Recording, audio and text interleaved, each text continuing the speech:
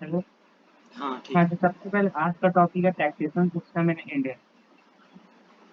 जैसे कि हम लोग को पता है कि किसी भी इकोनॉमी को रन करने के लिए टैक्सेस सबसे बड़ा सोर्स है गवर्नमेंट के लिए। तो कंट्री के डेवलपमेंट के लिए टैक्सेस एक मेजर सोर्सेज है।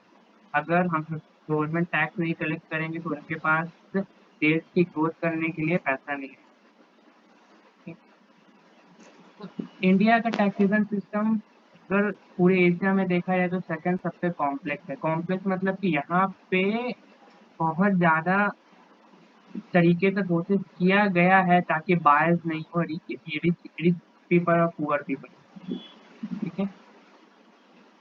तो सबसे पहले अगर हम लोग ओवरऑल देखें कि 2022 से 2023 तक कितना टैक्स कलेक्ट हुआ है, तो देखा गया है कि 2022 से 2023 में 16.61 लाख करोड़ रुपए टैक्स कलेक्ट हुआ है। बट ये भी बहुत कम है according to population of India and according to people who earn. मतलब कि जितना लोग कमाते हैं उसका तो ये 10% भी नहीं है। क्योंकि इंडिया में लोग टैक्स की बहुत ज्यादा चोरी करते हैं, मतलब कि टैक्स बहुत ज्यादा बचाने की कोशिश।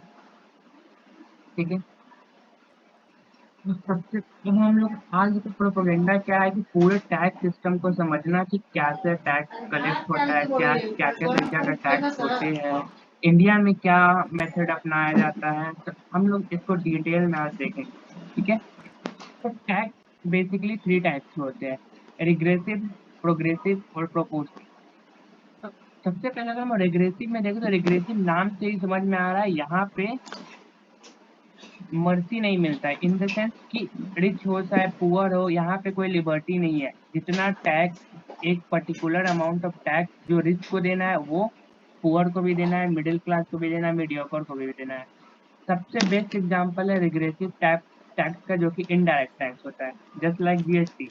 अब जीएसटी में आप लोग क्या करते हैं, जैसे कि कोई आप एक मैगी का पैकेट खरीद रहे हैं, तो अगर मैगी के पैकेट में फॉर एग्जांपल 18% जीएसटी लग रहा है, तो चाहे वो मुकेश अंबानी हो, चाहे वो विकास हो, चाहे वो हम हो, चाहे वो कोई रिक्शा पुलर हो, सबको उस मैगी पे 18% जीएसटी ही देना पड़ेगा। तो ऐसे टाइप्स ऑफ टैक्सेस को कहते हैं रिग्रेसिव टैक्स, जिसमें कि एक ही अमाउंट ऑफ टैक्स पूरे होल इकोनॉमी से लिया जाता है।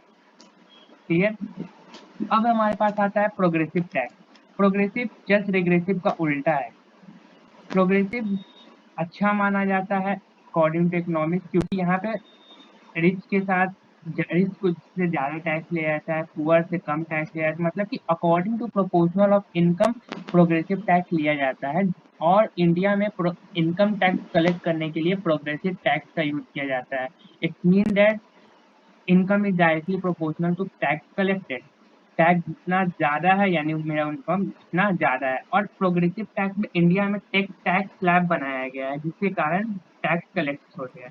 और थर्ड आइटम बेसिकली आ जाता है प्रोपोर्शन, जिसका अभी फिलहाल कोई ज्यादा यूज नहीं है इंडियन इकोनॉमी। इसमें होता है कि fix amount of rate fix कर दिया जाता है for all kind of people. For example कि 10% टैक्स देना है, तो जो व्यक्ति 1,000 कमा रहा है उसको भी 10% यानी 100 देना है, और जो 1 करोड़ कमा रहा है उसको भी 10% यानी उसको 10 लाख। तो ये तीन तरीका के बेसिकली टैक्सेस होते हैं: रिग्रेसिव, प्रोग्रेसिव एंड प्रोपोर्शनल। ठीक है। बेसिकली दो टाइप। ये तो था कि हम लोग देख रहे थे कि किस टाइप का टैक्स हो। इंडिया में दो टाइप के, डायरेक्ट टैक्स और इनडायरेक्ट। डायरेक्ट टैक्स क्या होते हैं, तो डायरेक्ट टैक्स वैसे टाइप ऑफ टैक्स होते हैं जो कि गवर्नमेंट को डायरेक्टली पेड होते हैं। जैसे कि हम लोग इनकम टैक्स भरते हैं, लैंड लैंड रेवेन्यू भरते हैं, या फिर और भी, जैसे कि एक अभी हम लोग आगे डिस्कस करेंगे, सेस भरते हैं, हम लोग सरप्लस भरते हैं। ये सब क्या डायरेक्ट टैक्सेस है। और इनडायरेक्ट टैक्सेस में क्या आ जाता है, जीएसटी हो गया, वैट हो गया, ये सबसे मेन पॉइंट ये है कि डायरेक्ट टैक्स का बर्डन हम लोग शिफ्ट नहीं कर सकते। इट मीन्स अगर विकास 10 लाख रुपए सालाना कमा रहा है तो उसका इनकम टैक्स वो किसी पे शिफ्ट नहीं कर सकता है, विकास को ही वो इनकम टैक्स देना पड़ेगा। बट इनडायरेक्ट टैक्स में, जैसा कि जीएसटी में हम लोग को मालूम है कि अगर कोई मैन्युफैक्चरर है तो वो अपना बर्डन होलसेलर को शिफ्ट कर सकता है, होलसेलर अपना बर्डन रिटेलर को शिफ्ट कर सकता है, रिटेलर अपना बर्डन कंज्यूमर को शिफ्ट कर देता है। तो बेसिक डिफरेंस डायरेक्ट और इनडायरेक्ट टैक्स यही है कि यहाँ पे बर्डन शिफ्ट हो जाता है। ओके। अब हम लोग देखें तो हम लोग नॉर्मल जानते हैं कि इनकम टैक्स क्या होता है। कि इनकम टैक्स क्या होता है कि हम लोग जब अपने एक पर्टिकुलर अमाउंट पे टैक्स देते हैं तो उनको इनकम टैक्स कहते हैं। बट अब हम लोग का डायरेक्ट टैक्स में एक और होता है जो कि बेसिकली लोग नहीं जानते, इसको कहते हैं सरचार्ज। तो surcharge is extra tax paid after giving income tax. But surcharge उन्हीं लोग से लिया जाता है जो कि बहुत रिचर सेक्शन ऑफ सोसाइटी के रहते हैं। मिडिल क्लास लोग के लिए सरचार्ज नहीं लिया जाता है। गवर्नमेंट डिसाइड करते है कि किस पर्टिकुलर इनकम के बाद सरचार्ज हम लोग कलेक्ट करेंगे। सरचार्ज क्या हो जाता है कि मान लो विकास 1 करोड़ रुपया कमा रहा है, तो विकास का मान लो टैक्स आ गया 10 लाख।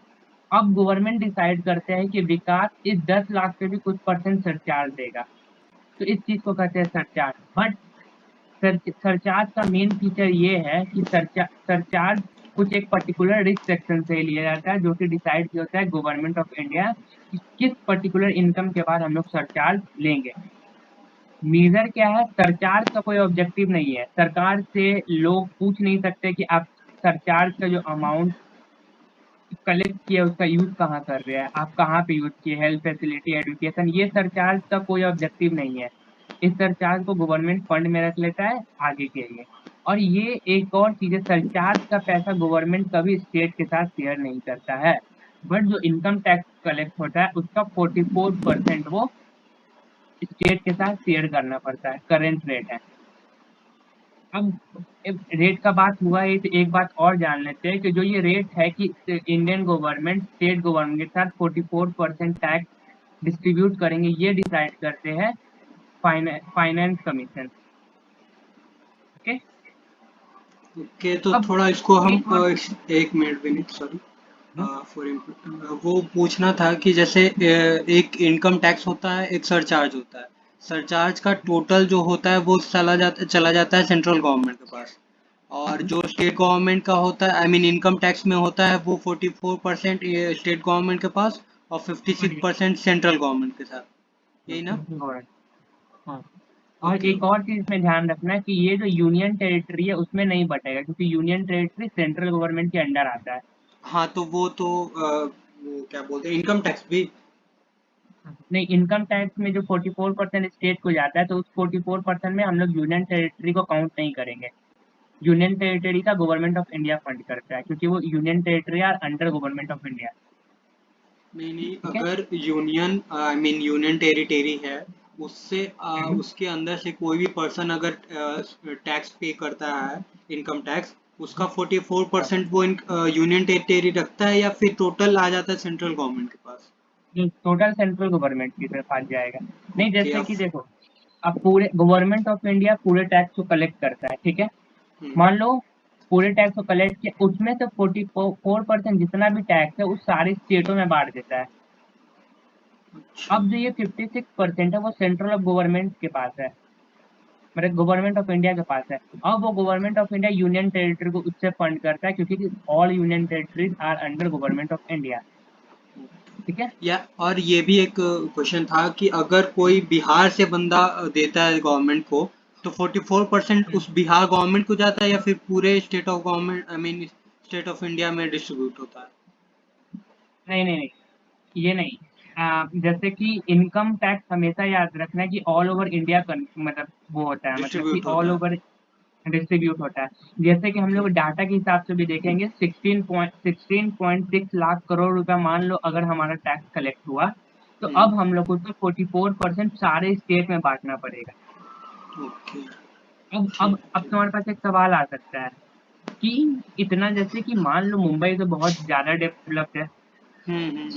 तो अगर हम लोग इवनली बांट दे तो बिहार में तो ज्यादा टैक्स आ गया, क्योंकि अगर इवनली बांटे हैं तो यहाँ पे हम्म। काम करता है स्टेट गवर्नमेंट जो टैक्स कलेक्ट करता है। जैसे कि पेट्रोल पे स्टेट गवर्नमेंट चार्ज करता है ना। अब हाँ हाँ। या फिर जैसे कोई रजिस्ट्रेशन कराता है अपने शॉप का तो स्टेट गवर्नमेंट चार्ज करता है टैक्स। तो जो ये वो सबसे स्टेट जीएसटी के गवर्नमेंट का अंदर एक्स्ट्रा नहीं इनकम है। आता है, वो सारे हाँ, जो प्रोडक्ट्स। जीएसटी के अंदर नहीं आता है, वो सब टैक्सेस से स्टेट गवर्नमेंट अपना रखता है। ठीक है, अच्छा, क्लियर। ठीक है, ठीक है, हाँ clear। अब एक और तरीका का डायरेक्ट टैक्स होता है। ये जस्ट लाइक सरप्लस है, बट इसका कुछ मेजर फीचर्स है। सेस का फीचर्स ये है कि ये सबको देना है जो जो टैक्स भर रहे हैं। पहला पॉइंट क्लियर। ये सबको देना है। पहला वाला में सरप्लस में क्या था, ओनली फॉर इनकम टैक्स जिसका बहुत ज्यादा है, जो बहुत रिच है वो सरचार्ज देते हैं। बट सेस क्या है कि जितने भी लोग इनकम टैक्स भर रहे हैं उनको सेस देना ही पड़ेगा। और एक और चीज है कि इसका फिक्स ऑब्जेक्टिव है, जैसे कि सरचार्ज का ऑब्जेक्टिव कोई फिक्स नहीं था, सेस का फिक्स होता है ऑब्जेक्टिव, उसको एजुकेशन और हेल्थ फैसिलिटी के लिए यूज किया जाता है। इसका गवर्नमेंट को हिसाब देना पड़ेगा कि हाँ आप सेस का जो अमाउंट कलेक्ट किए वो एजुकेशन और हेल्थ में ही लगाए हैं और कहीं नहीं लगा सकते। और अभी करंट रेट सेस का क्या चल रहा है, 4% ऑन इनकम। ठीक है, ये 3 तरीका का डायरेक्ट टैक्स कलेक्ट होता है, पहला तो इनकम टैक्स, दूसरा सरचार्ज और तीसरा सेस। ठीक है, ठीक है। अब हम लोग समझते हैं कि कैसे इंडिया का कितना कॉम्प्लेक्स है टैक्स कलेक्ट करने का। ठीक है, अभी आप लोग को बहुत ज्यादा कंफ्यूजन होगा जब हम लोग का फाइनेंस मिनिस्टर निर्मला सीतारमन ने बोला था कि अगर हम लोग का टैक्स 7 लाख से कम होगा तो हम लोग को कोई भी टैक्स पे नहीं करना। जैसा कि हम लोग न्यूज में सुनेंगे, बट हम लोग समझ नहीं पाए थे भाई ये कैसे हो गया, ये कैसे हो गया। तो सबसे पहले पहले आप समझिए कि ओल्ड रिजीम क्या है, न्यू रिजीम क्या है। ओल्ड रिजीम वैसा रिजीम है जो कि पहले टैक्स, मतलब कि पहली बात तो आप दोनों रिजीम को फॉलो कर सकते हैं। अगर आप अपना स्लैब न्यू रिजीम के हिसाब से बनाना चाहते हैं तो आप न्यू रिजीम के हिसाब से बना सकते हैं। अगर आप अपना स्लैब ओल्ड रिजीम के हिसाब से बनाना चाहते हैं तो ओल्ड रिजीम के हिसाब से बना सकते हैं। ये आपके ऊपर है, आपको इसमें बेनिफिट मिलता है। तो हम लोग सबसे पहले ओल्ड रिजीम समझते हैं, फिर न्यू रिजीम समझेंगे। सबसे मेन टॉपिक यही है क्योंकि यही नहीं समझ में आता। तो अब अगर हम लोग देखें, अच्छा विकास हम तुमसे एक सवाल पूछते हैं। अगर इंडिया में अगर तुमको बोला जाए 10 लाख से नीचे 10% लग रहा है टैक्स, ठीक है, ठीक। हम तुम्हारे मैनेजर, हम तुमको बोले कि तुम्हारा हम तुम्हारा सैलरी 10,01,000 लगा देते हैं, खुद कर देते हैं। हम्म। ठीक है, अब तो तुम्हारा 10 लाख से ऊपर हो गया सैलरी हम्म। और 10 लाख से ऊपर पे 20% है अच्छा। इंटरेस्ट, तब बेटा तुमको लॉस होगा इधर। 10, हाँ तो ऑब्वियस ही बात है लॉस। अगर नहीं होगा लॉस 10 लाख 1,000 इंडिया। दिखा देता है तो हम्म 20% लगता है, और 10 से नीचे हम्म 10% लगता है।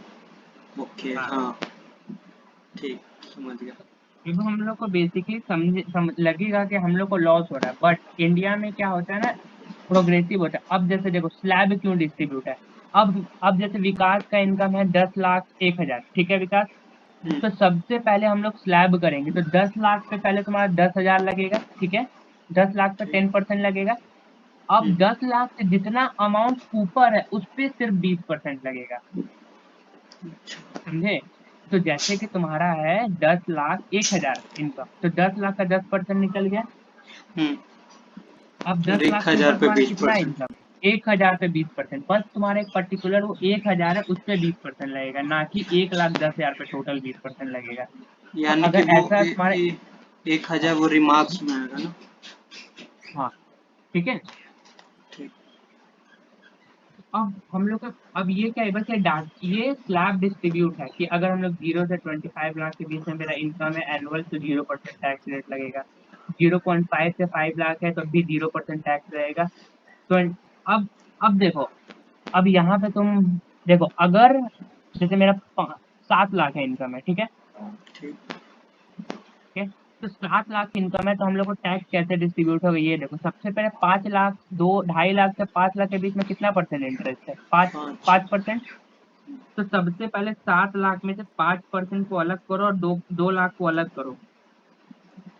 ठीक। 10 लाख में से 5 लाख को अलग करना होगा, 2 लाख को अलग करना पड़ेगा। हम्म। अब वो जो 5 लाख है उस पे 5% लगेगा और जो 2 लाख है उस पे 20% लगेगा। समझ गए कैसा डिस्ट्रीब्यूट होता है टैक्स। ओके, हाँ हाँ। ये ऐसे ऐसे बढ़ते चल जाएगा, जितना वो स्लैब में आते गया उतना उतना परसेंट लगते जाएगा। और ये सेम चीज न्यू रिजीम में भी है, बट इसमें क्या कर दिया गया ना कि स्लैब को छोटा कर दिया गया है। जैसे इसमें 3-3 ईयर का स्लैब ले लिया गया है और यहाँ पे कुछ हो गया कि 7 लाख से कम पे नहीं लगे। ये क्लियर है। या यानी कि अगर मान के चलो कि 10 लाख 2 आई मीन 12 लाख है, ठीक है, तो हाँ, 10 लाख पे फिर तुम्हारा 10 10% लगना चाहिए, नहीं और 2 देखो, लाख पे सबसे पहले 10 कितना बोले तुम, 12 लाख ना। 12 हाँ। तो सबसे पहले मेरे पास स्लैब 5 लाख तक का स्लैब है ना। हम्म 5 लाख का स्लैब को अलग करो। ठीक है। 5 लाख सात के स्लैब पे क्या 5% लगेगा, ठीक है। हाँ तो तुम्हारे पास बचा कितना, फिर 7 7 लाख। अब हाँ 7 लाख पे 20%, अच्छा। ठीक है। हम्म। ये ऐसे होता तुम 2 बार लिखे हो, 2.5 से 5 लाख के बीच में 0 और 2.5 से 5 लाख के बीच में 5%। है। ये ये देखो कौन? उसके बगल में देखो, अगर तुम्हारा इनकम 5 लाख से नीचे तक तुम्हारा 0% इंटरेस्ट लगता है ना। हम्म और ये 5 लाख से ऊपर वही कैलकुलेट करने के लिए स्लैब। अब जैसे कि अच्छा। अब हम लोग बोल दी, मान लो 7 लाख है, तो पांच हम्म लाख वाला तो इंटरेस्ट हम लोग को कैलकुलेट करना है ना, वो उसका रेट दिया गया है कि देखो if net taxable income is greater than 5 lakh, तब यहाँ पे 5% लगेगा, ठीक है। अच्छा ठीक है ठीक तो ये है, हम इस पीडीएफ पीपीटी को भेज देंगे, तो ये तुम लोग पीडीएफ ही अच्छे से देख लेना, ये बहुत डाटा कलेक्ट करके, ठीक है। ठीक है ठीक। अब देख, थोड़ा सा हम क्या कोशिश किए कि तुम लोग को और अच्छे से समझ में आ जाए। तो अब एक चीज होता है, तुम लोग को बता देते, एक टैक्स में स्टैंडर्ड डिडक्शन होता है। अच्छा स्टैंडर्ड डिडक्शन का मतलब क्या होता है, जैसे तुम्हारे कुछ भी इनकम है, 50,000 तुम पहले ही हटा दो, गवर्नमेंट ऑफ इंडिया रिलीफ दे देता है 50,000 पे, टैक्स नहीं लेंगे हम। ठीक।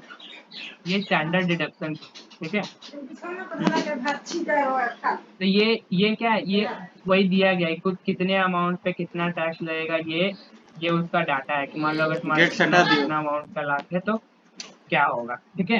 अब हम्म। जैसे एक सवाल, एक्स्ट्रा डिडक्शन किसको बोलते हैं। अब जैसे तुमसे एक सवाल पूछती है, संतोष, हेलो।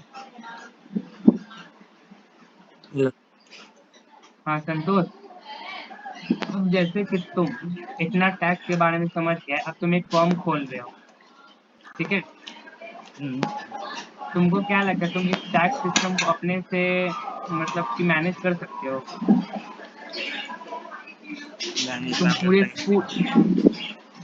नहीं मतलब कि जैसे तुमको पता है कि कितना टैक्स लगता है, कितना इनकम टैक्स पे करना है, तुम खुद से कर सकते हो कि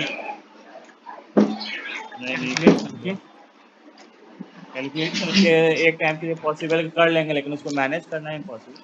तुम कर स्मॉल सकते हो, स्केल कर स्मॉल स्केल बिजनेस है तो करना पड़ेगा।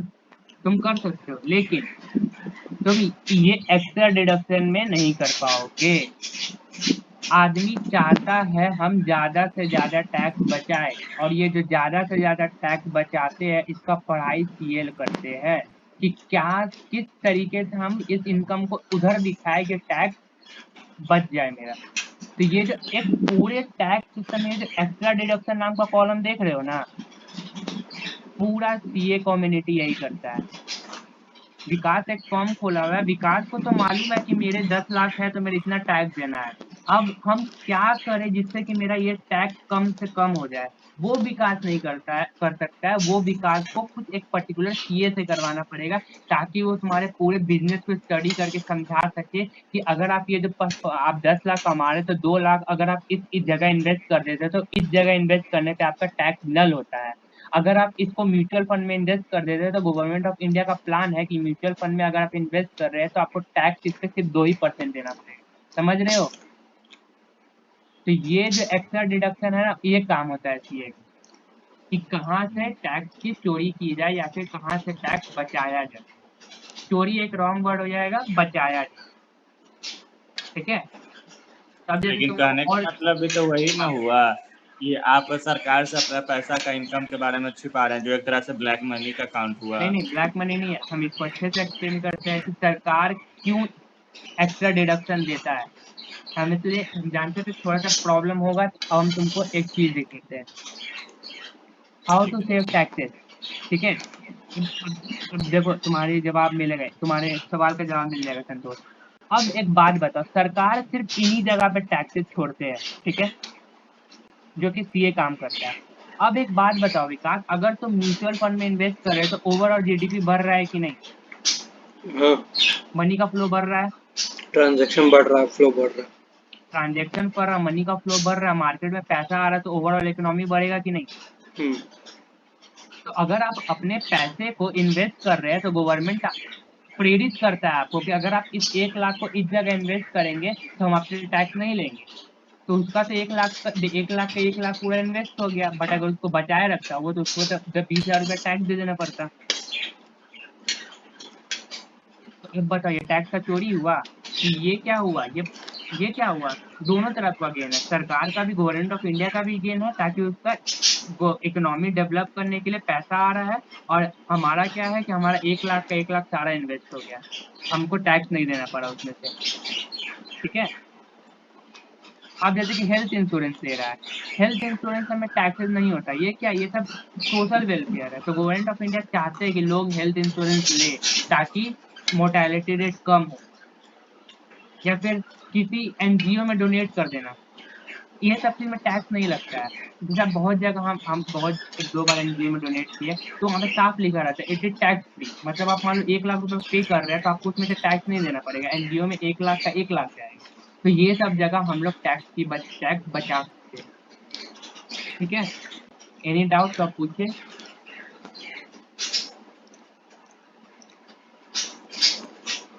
तुम्हारा पर्सपेक्टिव विनीत सीए को लेके अलग है और संतोष का भी अलग है। संतोष कुछ और नजरिए से देखता है, कहीं ना कहीं सही भी है। सारे सीए ऐसा नहीं करते और उनका वो मोटो नहीं होता है कि हमको गवर्नमेंट को सपोर्ट करना है या फिर सोशल वेलफेयर करना है। उनका मोटो कहीं ना कहीं वो पैसा को कम दिखाना होता है और उसी हाँ वो पता है। कम दिखाने के लिए ब्लैक वो मनी ऐसे, होता है। हाँ, वो कम दिखाने के लिए वो इधर उधर पैसे डालते हैं ताकि वो टैक्स हम्म। कम लग सके। बट है हाँ, कि जैसे कि इसका भी हम्म, एक एग्जांपल है, जैसे कि अगर आप मैट्रिमनी में पैसा दे रहे हो तो आपको टैक्स नहीं लगता है, तो वो लोग उधर इन्वेस्ट करवा देते हैं, या फिर, समझ रहे हो? तो अभी क्या है, जैसे देखो, एवरीथिंग है to side.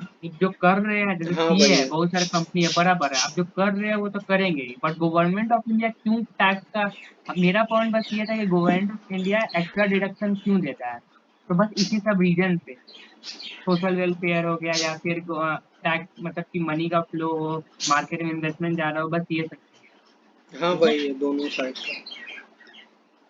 That's all from my side. Okay, तो संतोष